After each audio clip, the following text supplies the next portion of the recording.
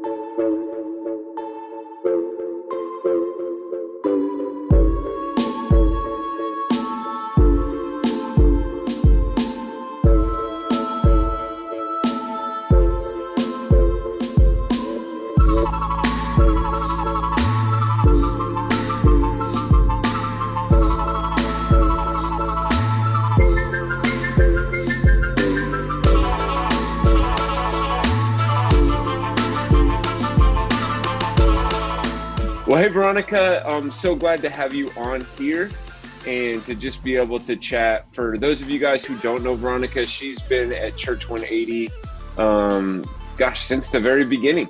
And I think we had her on stage at least at one of our first services when we were collecting blankets for some of the students that she works with. She's become a good friend of mine. And as we've kind of seen each other quite a bit over the last couple of years.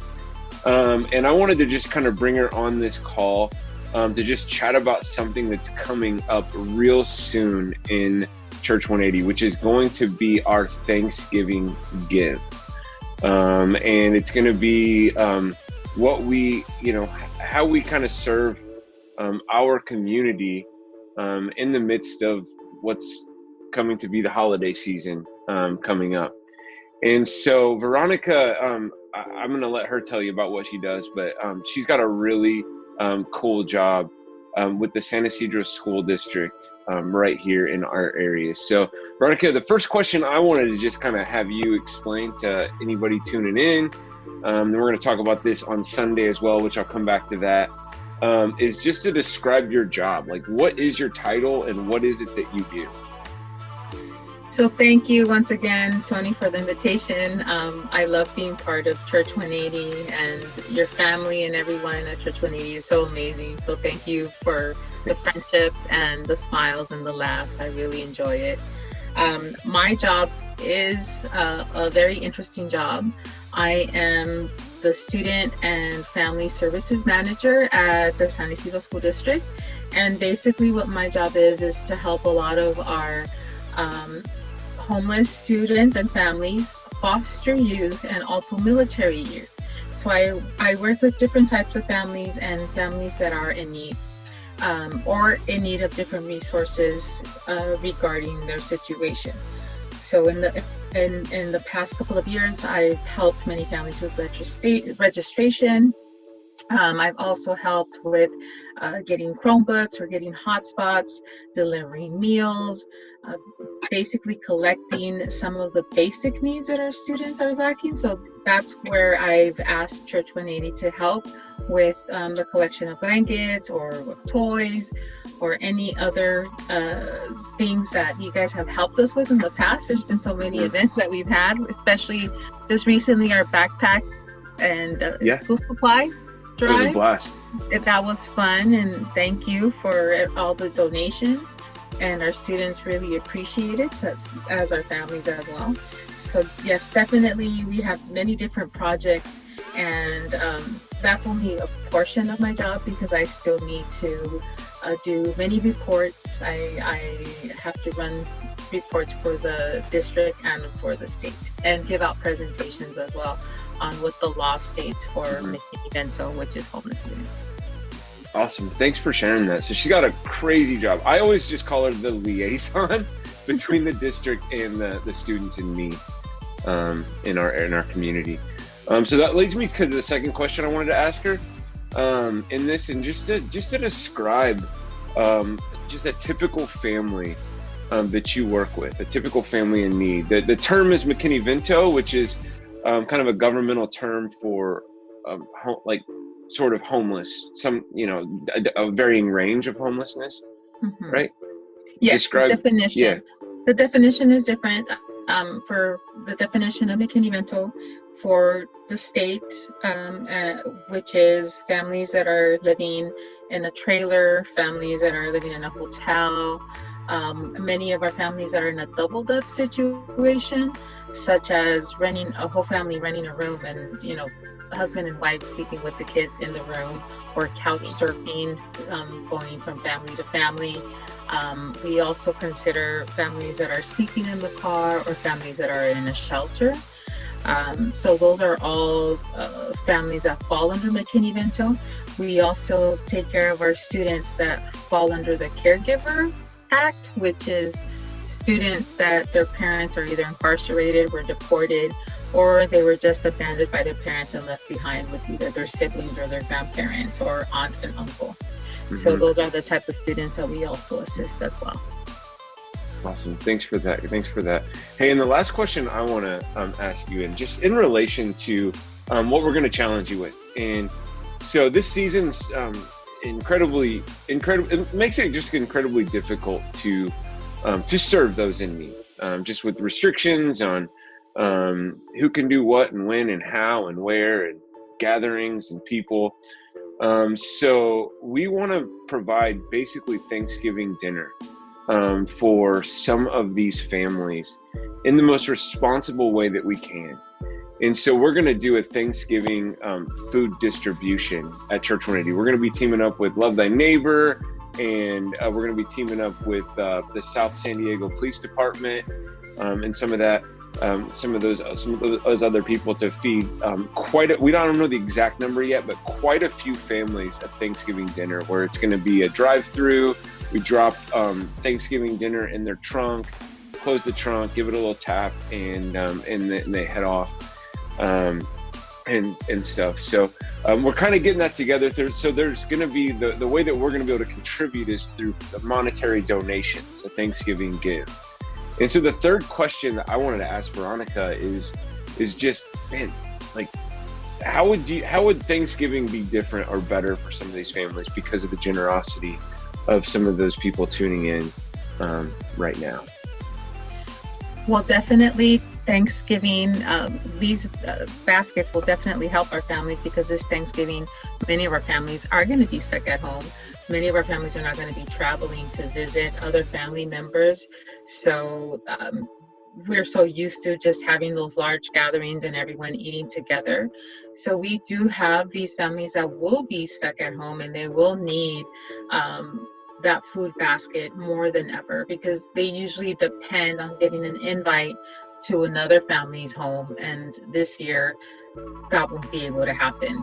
So definitely all the extra support is greatly appreciated, especially some of these families that have up to 6 or 7 kids, and they are stuck at home. A turkey is a blessing to them, and especially, all the other things that come with the turkey basket, such as the bread, the mashed potatoes, the corn. All that is a true blessing. And so definitely anything that you can do to help to provide that for our families would be greatly appreciated. Awesome. Thanks a ton for sharing that. I just want to say this. We're going to be at this Sunday, November 1st, we're going to have our next church at the park. And Veronica and I are going to be talking a little bit more about this on Sunday. And I'm really excited about that. And we'll be sharing just a little bit more. And then we're going to be talking, just challenging you to step in the game and to give generously to families in need this Thanksgiving. There's going to be a link on our website. It's if you go to church180.com/give, and it all comes up, and then you can there's an indicator where you can select Thanksgiving give, and you can give to this cause right there to feed the poor, to feed those in need this Thanksgiving. And it's just a small way for us to play our part and be in Jesus to a world that needs him. So we love you guys, and peace. Thank you. Thank you, Church 180. Thank you, Tony. All of you guys are awesome. Thank you.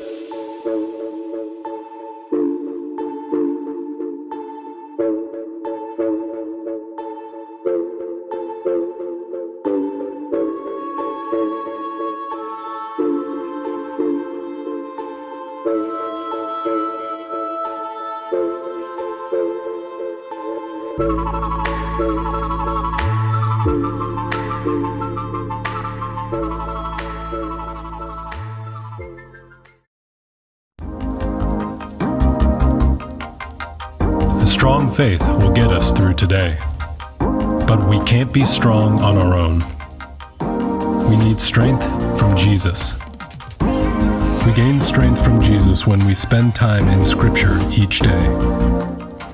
worship together each week, and live in fellowship with each other. Step up to the challenge. Committed. Together. We are Jesus Strong.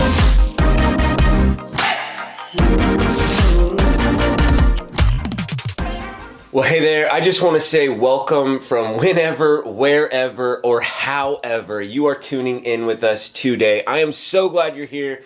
My name is Tony, and I'm the pastor here at Church 180, and I want nothing more than for your faith in Jesus to be strong, for you to be Jesus Strong. So welcome to our next week of our Jesus Strong series. I'm glad that you've tuned in. I just want to throw this out again up front. Thank you so much to so many of you guys who hit the like button last week. Man, we just love knowing that you're there, that you're tuning in with us, that you're tracking with us. So I just want to ask you again, if from whatever platform you're viewing on today, whenever you're viewing it, will you just hit the like button? Let us know that you're there. And also to reach out through a Connect card or however, or if you're on the Church Online platform with us, reach out and let us know how we can be praying for you. Because we really do believe that prayer moves the heart of God, and want to be interceding in prayer on your behalf in this crazy season. So let us know how we can be praying for you. And also too, you believe in what's going on here and you find today helpful or inspiring or encouraging. Just want to invite you to share the service. It's never been easier to share the hope of Jesus than in this season. So we're in Jesus Strong. Here we go. We're in week 5, and we are picking up in the book of 1 Thessalonians. Some of you guys are probably like, what the heck is that? But let me explain to you real quick how this series is going, okay? So every single week I give an overview of an epistle, of a letter that most of them were written by the Apostle Paul, but by different apostles. These were letters written to churches that had been established right after Jesus had died, been buried, and risen from the dead. In the Christian faith, the followers of Jesus were starting to take root all over the Mediterranean rim, and these churches were starting. And these epistles, these were letters written to these churches. So every single week we have a different letter right now that we're talking about, and I'm giving an overview of the letter today. And then you have your Jesus Strong manuals, which if you don't have one, click the link, whatever platform. We want to resource you and get you a Jesus Strong manual so you can be following along. I encourage that you follow along with where we're at right now, so that this next week you read through 1 Thessalonians and then go back and catch up with all the other stuff after the series is over. But then you go through your Jesus Strong manual and you journey through the book this week. And so we're all journeying through 1 Thessalonians together this week. And then you're just we're going to put up some discussion questions at the end, and you're just chatting about it with people in your life, living in fellowship with one another. We put the challenge out to be in Scripture, to worship with your church family each week through our online services, and to just be in fellowship and chatting with other believers about this content and about the way that Jesus is speaking to you through this series. So we're going to dig in today. We're looking at this letter called 1 Thessalonians, written by Paul. Big surprise. Every one of them so far has been written by Paul in this series. Paul founded the church in Thessalonica is the town, but Paul founded this church on his second missionary journey. And get this, okay? Paul was only with the people in Thessalonica for 3 weeks before an angry mob drove him out, violently drove him out, to which then he went to a nearby town called Berea. And some of you guys may have heard of Berea if you've been around church for a while. If you haven't, no worries. But he went to Berea, and after only a few days there, he was driven out by the same angry mob violently, and to where he then ended up in Athens in Acts chapter 17, which is where all this is taking place. But he ends up in Athens and preaches what I consider one of my favorite sermons that he preaches.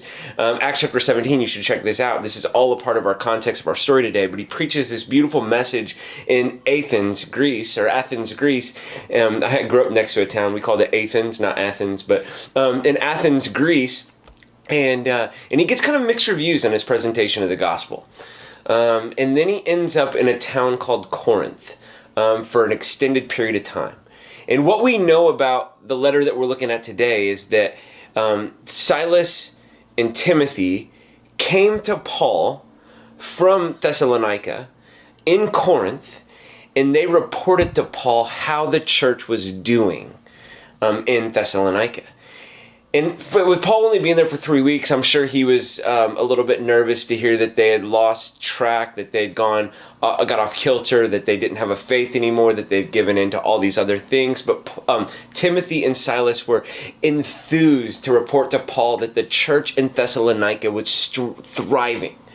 That people's faith was growing more and more and more mature. And what we know is that Paul was elated. He was so excited that this church was doing so well. And I, as a pastor, I just feel the same way. I get so excited whenever many of you guys are doing well and growing in your faith. There's nothing greater. It's so cool. And stuff. And we know that Paul picks up his pen and he writes this letter in Corinth to this church in Thessalonica. And so what we know is that despite persecution and much opposition, the church was thriving. And so Paul picks up and he writes this letter, and we're just going to pick up right here in 1 Thessalonians chapter 1, verse 2. I'm going to take a sip of my coffee here. Got some flat white, got some espresso up in here this morning. I'm recording a little bit early in the morning. Oh, I spilled on myself. But he writes this, verse 2, "We always thank God for all of you and continually mention you in our prayers. We remember before our God and Father your work produced by faith, your labor prompted by love, and your endurance inspired by hope in our Lord Jesus Christ." See, right here, right away, out the gates, Paul mentions these three hallmark Christian virtues and what they are doing in this church.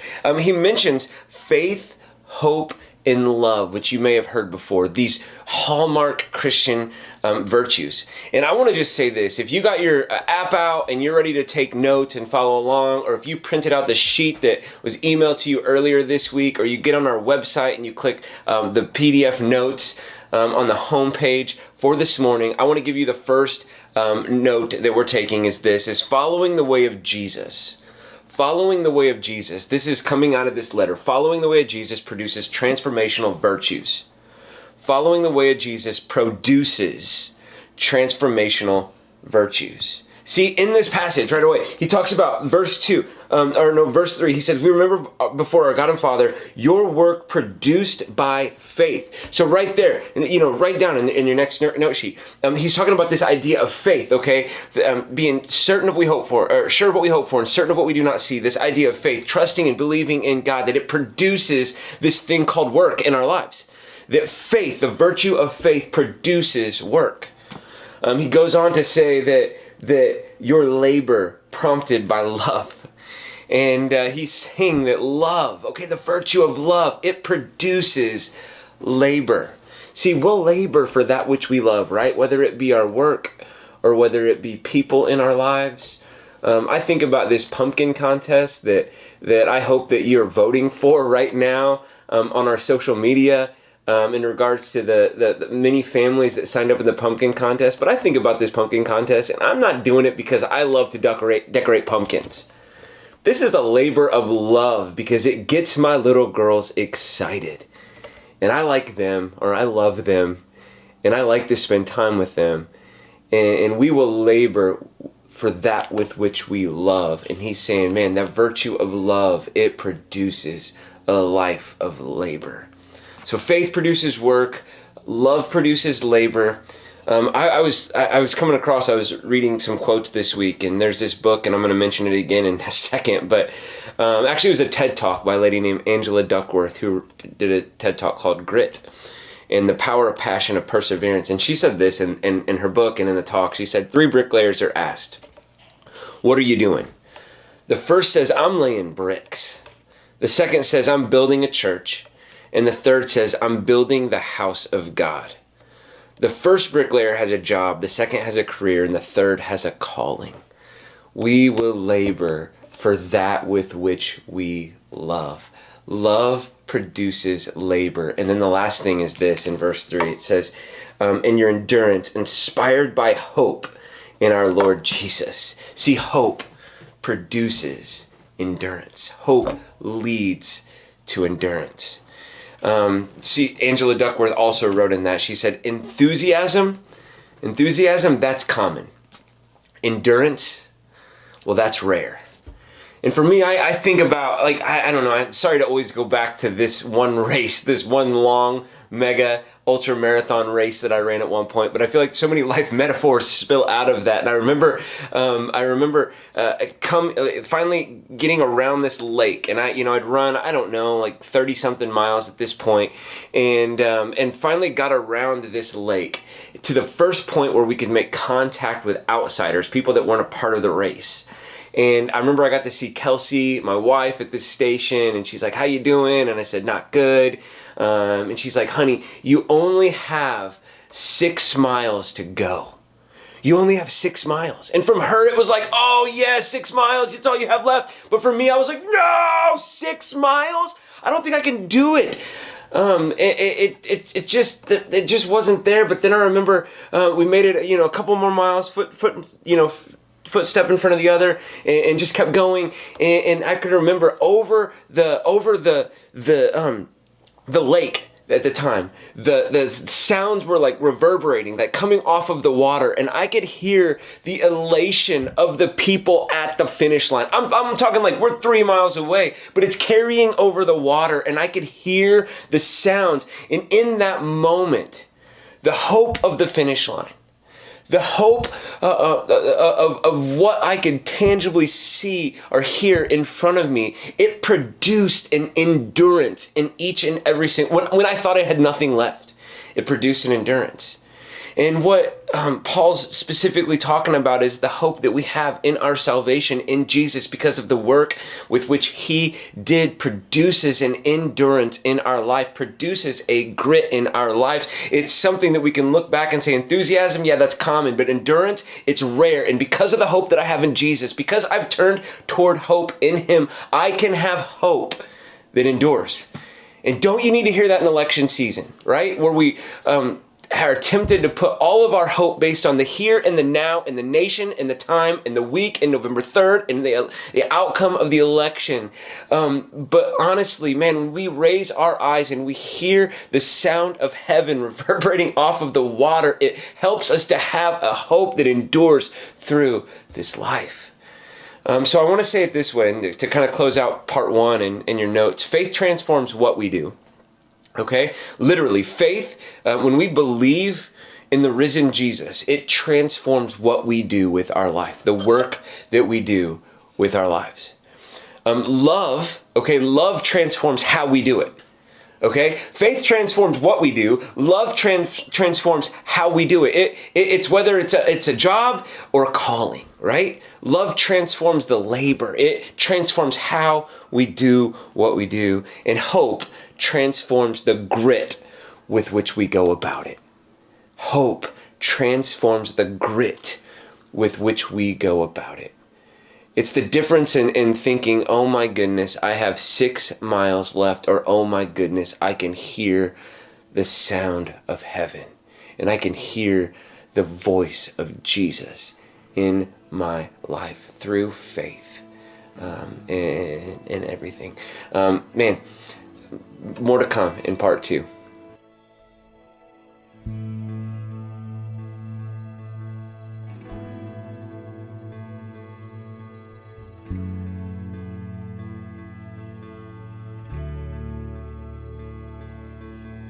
Jesus, my living water, name above all names,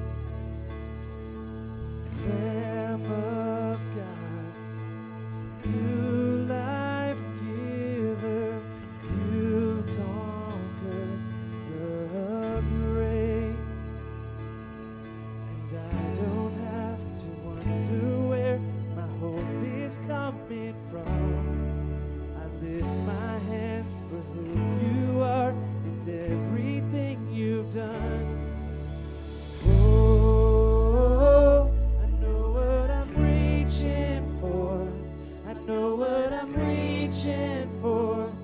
I'm reaching for you. I'm reaching for you. Oh, I know what I'm living for.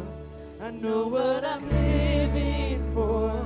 I'm living for you. I'm living for you.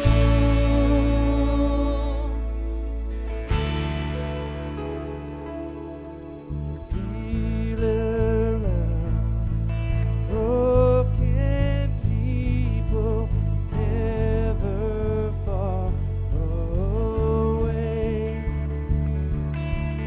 I draw close, you draw closer.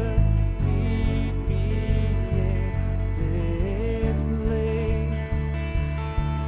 And I don't have to wonder where my hope is coming from.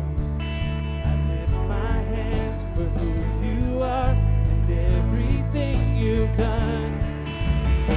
Oh, I know what I'm reaching for. I know what I'm reaching for. I'm reaching for you. I'm reaching for you. Oh, I know what I'm living for. I know what I'm living for. I'm living for you. I'm living for you.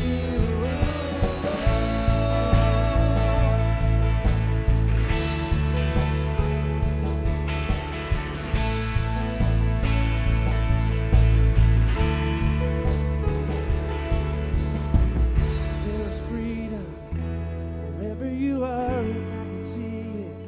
You're the light in the dark.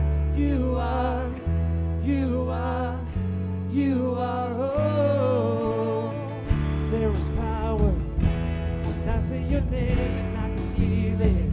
'Cause you're breaking the chains. You are, you are, you are. Oh,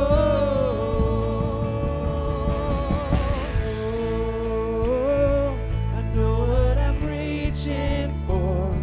I know what I'm reaching for. I'm reaching for you. I'm reaching for you. Oh, I know what I'm living for. I know what I'm living for. I'm living for you. I'm living for you. Oh, I know what I'm reaching for. I know what I'm reaching for. I'm reaching for you. I'm reaching for you. I know what I'm living for. I know what I'm living for. I'm living for you. I'm living for you. I know what I'm living for. I know what I'm reaching for. I'm reaching for you.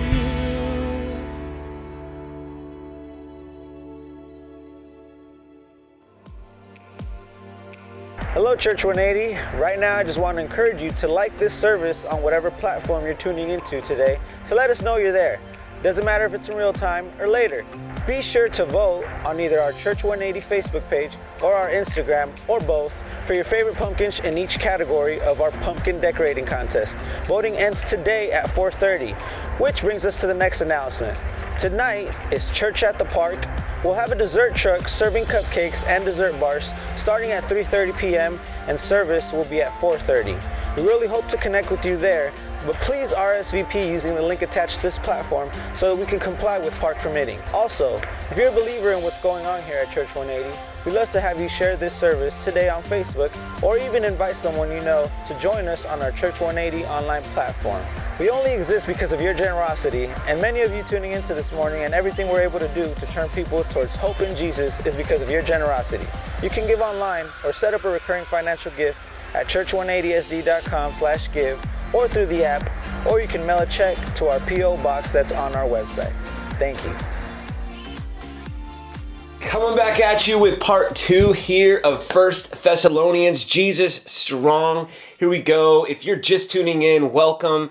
I just want to encourage you to hit the like button. Let us know you're there. Let us know how we can be praying for you. Let us know how we can be connected with you in this season. I just want to say this. We've already mentioned the note. I mean, if you're comfortable with gathering, I would love to see your face tonight. If you're watching this in real time at Church in the Park. So without further ado, we're going to jump into part 2 of 1 Thessalonians.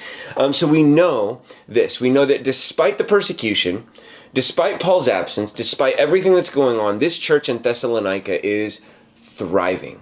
There's so much good and practical stuff in this letter. I want to encourage you to read it on your own this week using the Jesus Strong Manual. If you don't have one, you got to get one. It's on, just fill out the form and the link that's with which is attached, and one will show up on your doorstep. It seems that the church, though, had one error in their thinking. See, they passionately believed that Jesus was going to come back in their lifetime. And that's not necessarily an error. It's just that they didn't know or we don't know for sure when Jesus is going to come back, even right now. See, in the backdrop of like what is going on in their context, life is happening. People are dying. People are dying of natural causes. People are dying of persecution to the church. And Paul stops in this letter to address that, which is where we're going to go next. Because it seems as though they believe that unless Jesus comes back and physically takes them with him, that they are not going to get to experience being with Jesus forever and ever and ever in heaven. So we kind of get the allusion to that in verse 13 in chapter 4. So 1 Thessalonians chapter 4, verse 13, it says, "Brothers and sisters, we do not want you to be uninformed about those who sleep in death, so that you do not grieve like the rest of mankind who have no hope." See, sleep, specifically as a Christian metaphor, sleep refers to death.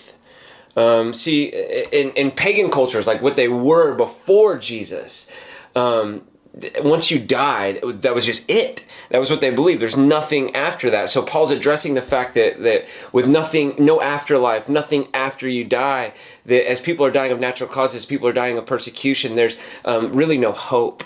And he's saying, don't have no hope like the rest of them. There's an afterlife. There's an eternity going on here. You're not like completely dying and then nothing. You're just going to sleep for a time before Jesus still takes you with him. See, I was kind of thinking about some of this, and as a pastor and just as a person, I've ended up at a lot of funerals in my life, and I've been to my fair share of funerals without hope in them. And we live in a culture that likes to smooth things over, like, oh, they've passed away or they've passed on. And I'm not trying to make light of that. We just try to soften blows in a lot of ways. And, you get to some of these funerals and people just say things. They just say things like, oh, I'm glad they're just in a better place now. And some of the times I'm like, okay, that's great. But then some of the times that the people really well, and that you didn't really know for sure, but you didn't witness a relationship with Jesus. And you're like, man, where did they get that?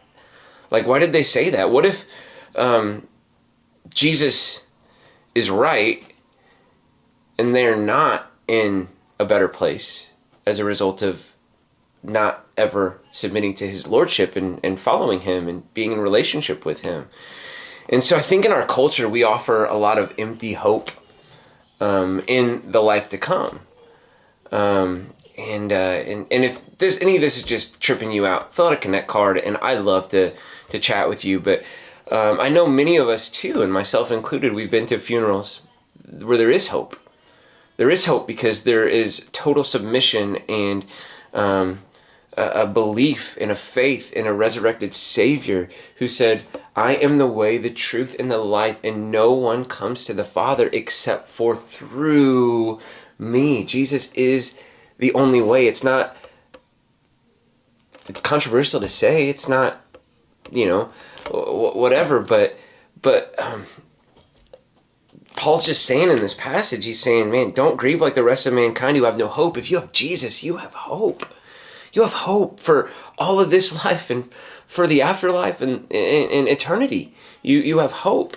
And then he goes on to say this in verse 14, for we believe that Jesus died, rose again, and we believe that God will bring with Jesus those who have fallen asleep in him. So he's saying those who have died, those who have passed away from this life, but had Jesus, he will take them for eternity. They will get to be with him. He's like, no. It's not like the pagan culture. It's not like after you die, nothing happens. It's like if you're in Jesus, if you have Jesus, if you're with Jesus in this life, that when you die, you get to be with him. Forever and ever and ever and ever. And I think about that, and I think, I wrote it this way, it's in your note sheet. When Jesus returns, his people will live forever with him. And I think sometimes we can be like, I love worship through music, and I think we can think that it's going to be this perpetual worship concert. And I mean, I love worship through music, but I'm like, okay, I don't know if I necessarily want to be in a perpetual forever worship concert. Maybe I would, I can't even comprehend how great the Lord is in my finite mind. But I think sometimes we think it's like this, but I wrote it this way. Every good and perfect gift is from above. Everything that you enjoy, everything that is good in this life is a gift from God, is from God. And yes, there are perversions of every good gift that he has, but it's all from God. And to be in his presence forever and ever in eternity, in the afterlife with Jesus, is to be in the presence of everything that is good, the non-perverted version of everything that is good. And Paul gets back to this final section of 1 Thessalonians, and in chapter 5, and he's starting to talk about that day when Jesus comes back. And I'm not sure if you're familiar with that, but Jesus promised, I am coming back someday to this earth. And Paul kind of describes it as Jesus describes it.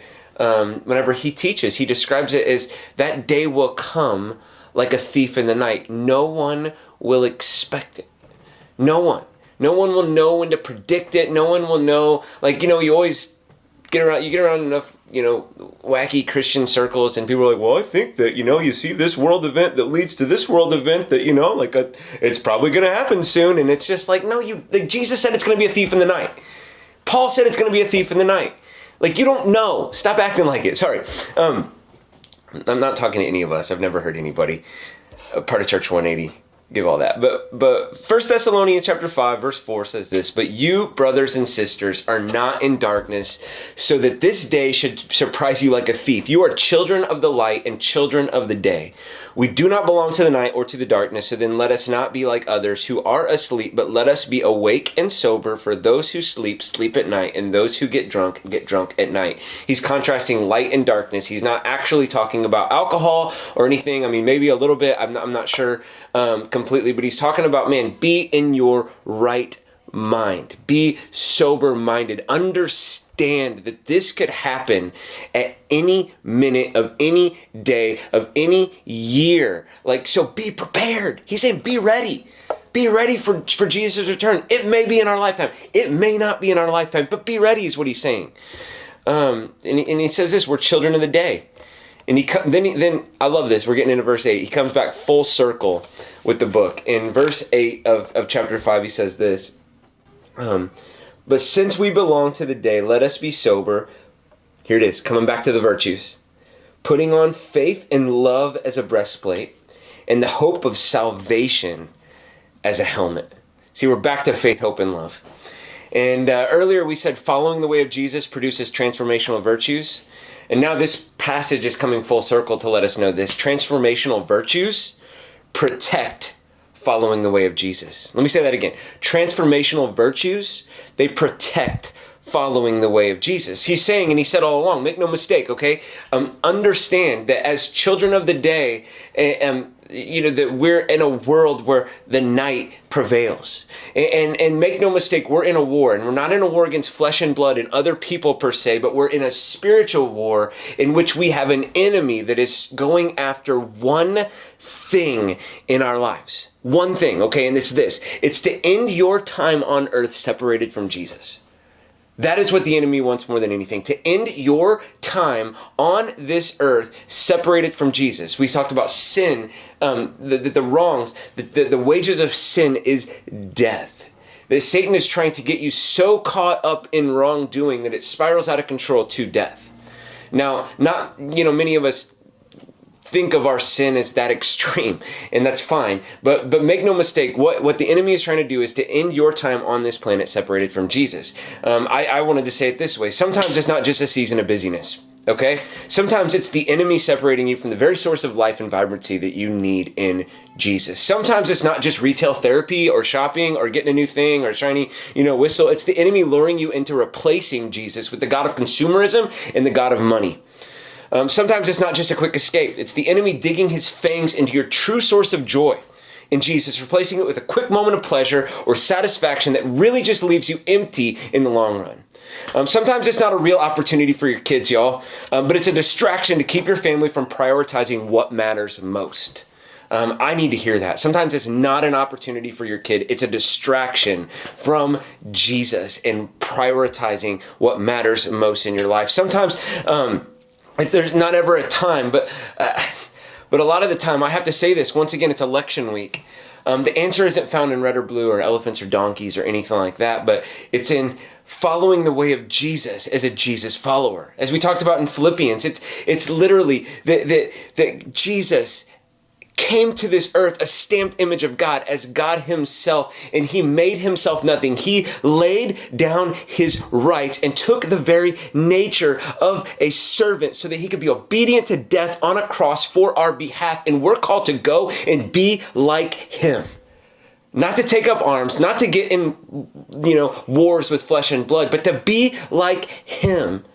In this life. I'm sorry to get preachy, but Paul is just saying we've got an enemy, and no self-respecting person in their right time would go into battle or go into war without putting on some armor and some protection.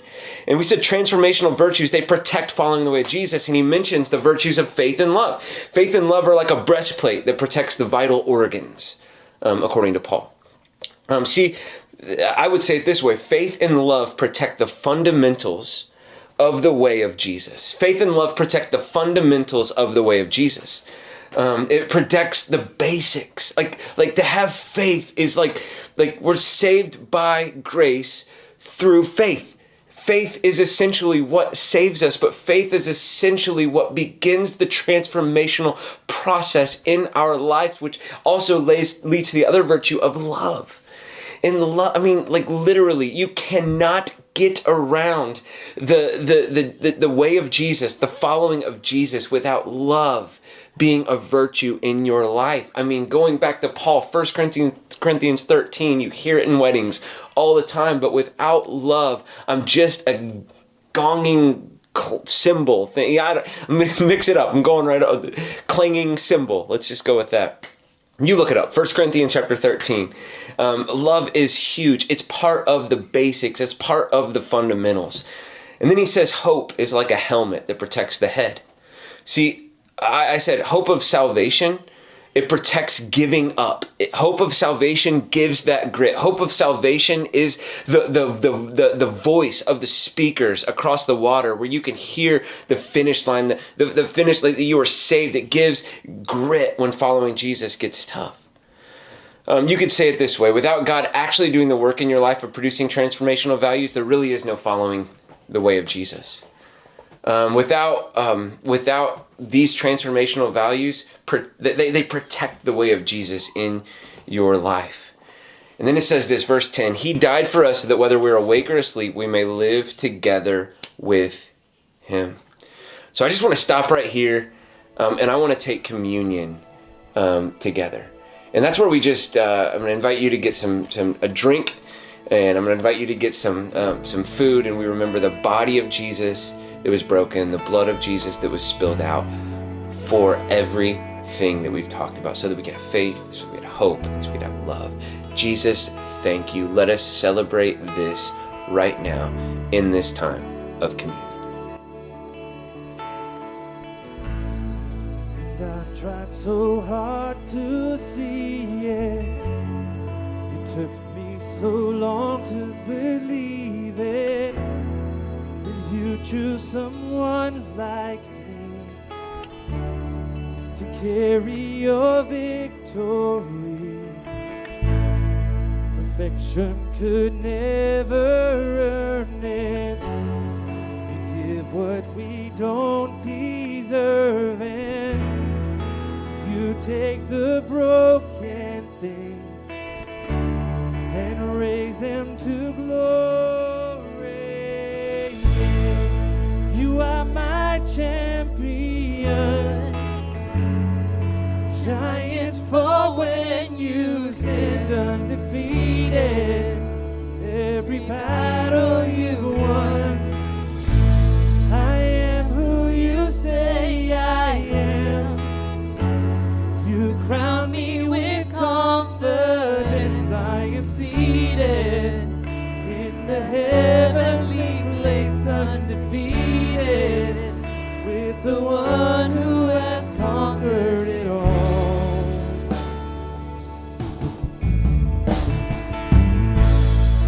Now I can finally see it. You're teaching me how to receive it, to let all the striving cease. Oh, this is my victory. You are my champion. Giants fall when you stand undefeated. Every battle you've won. I am who you say I am. You crown me with confidence. I am seated in the heavenly place, undefeated, with the one who has conquered it all.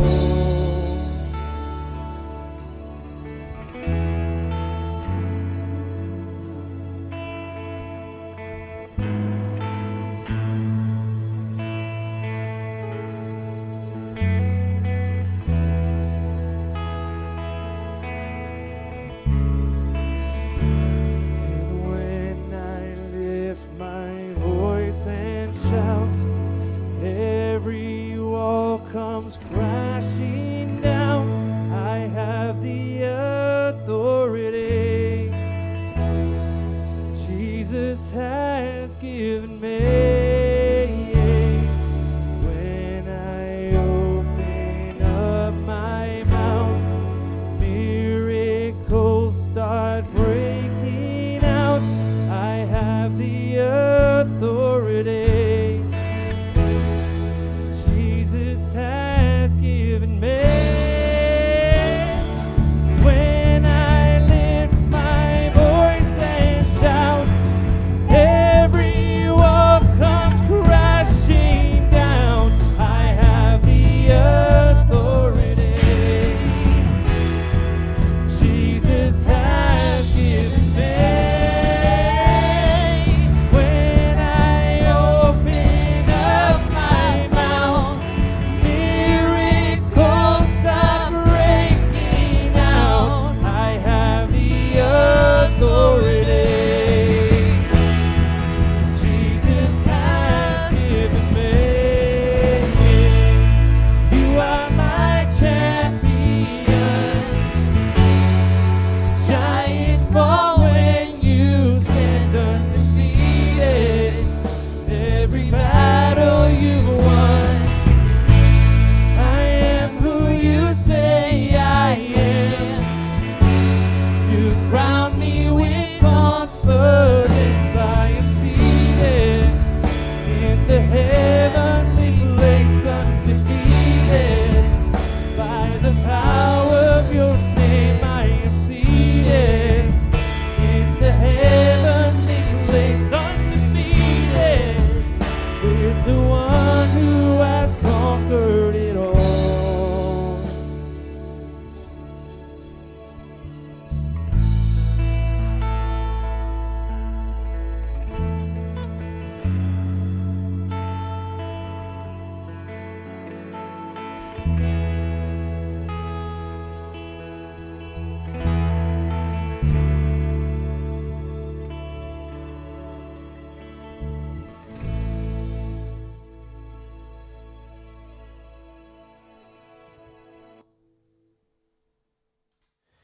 Hey there, welcome back to part 3. Man, I'm so glad you made it this far with us. Just tuning in, and let us know you're there by hitting the like button on whatever platform you're in. I only got a couple minutes left, so stick with me, okay? Stick with me. Chapter 5, verse 11, 1 Thessalonians, where we're at, it says this: "Therefore encourage one another and build each other up, just as in fact you are doing." Man, I love that. I love that Paul continues to say that. And as a pastor myself, I want to look into this camera today and I want to say that. Therefore, encourage one another and build each other up, just as in fact you are doing. See, our Western culture, we get a little off with this and demands that we interpret this a certain way that I think can be harmful, because I think that we look at building each other up and loving each other only in a one-sided approach as loving and affirming people and then shutting up about everything else. And to some degree, that is how we should be with each other.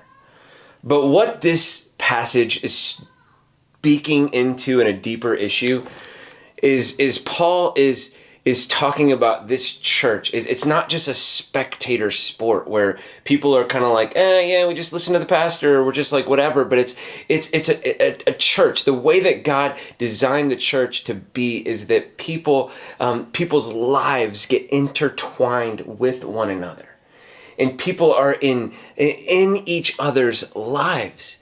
And yes, it starts with a little love and affirmation and stuff like that. But we all know that any real relationship is going to lead towards talking about things that matter in each of our lives, which is going to cause a little friction and cause a little rubbing.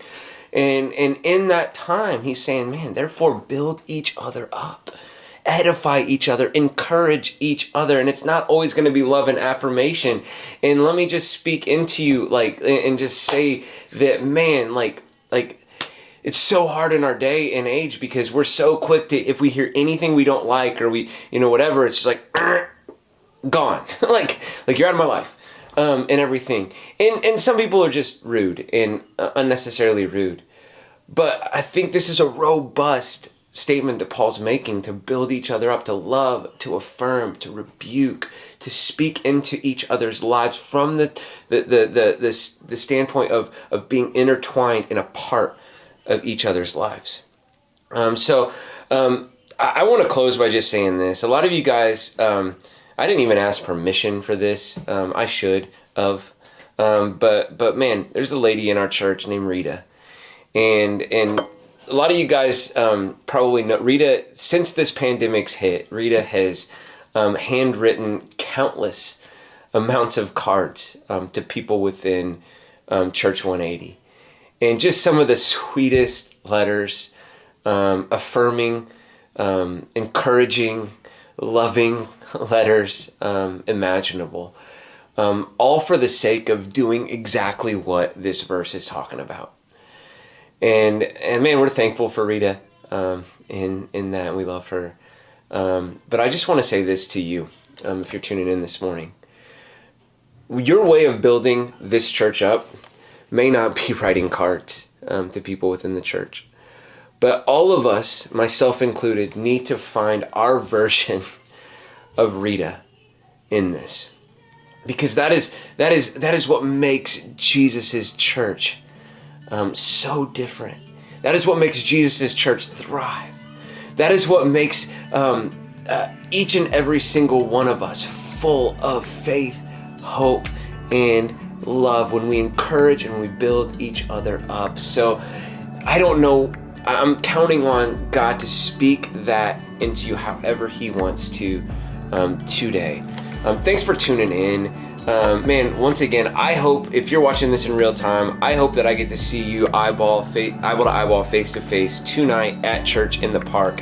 Hope that you've been encouraged by it this morning, inspired by today and the message. Hit the like button, share the service if it comes out of that. Love you guys. Hope to see you soon. Peace.